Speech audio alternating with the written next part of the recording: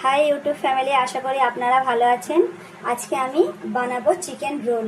তার জন্য কি কি নিয়েছি দেখুন। প্রথমে নিয়েছি 1 বাটি মুরগির মাংস।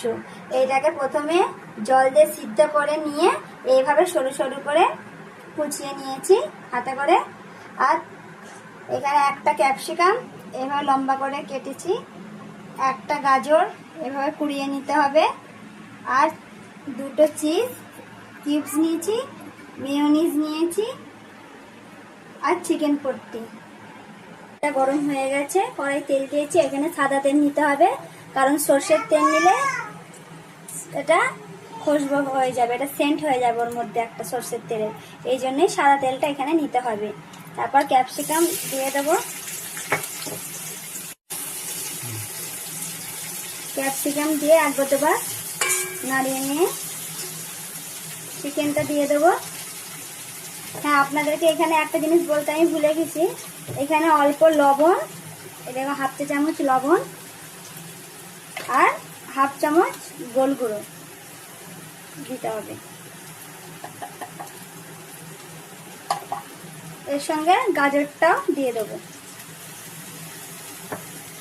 ভালোভাবে সব মিক্স করে নেব। ভালোভাবে মিক্স হয়ে গেছে। এবার মেয়োনিজটা দিয়ে দেবো আর চিজটা দিয়ে দেবো। আর হ্যাঁ, আপনারা যেই রকম চিকেন নেবেন, যতটা বানাবেন, সেই হিসাবেই গোল গুঁড়ো আর লবণটা কিন্তু দেবেন। আমি এখানে অল্প করে বানাচ্ছি বলে একটু অল্প দিয়েছি, আপনারা আপনাদের হিসাবের মধ্যে দেবেন। দেখুন, চিজটা কিন্তু এইভাবে দেবেন, না হলে গলবে না। এইভাবে গ্রেট করে দেবেন,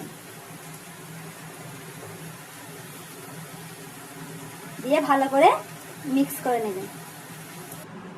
দেখুন, এটা রেডি হয়ে গেছে এইভাবে।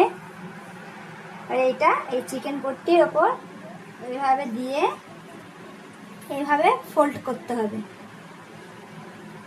দেখুন এইভাবে।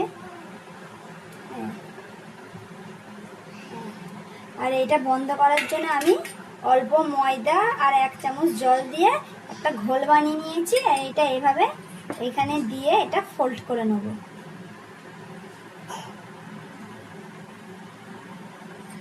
এভাবে লাগিয়ে নিয়েছি।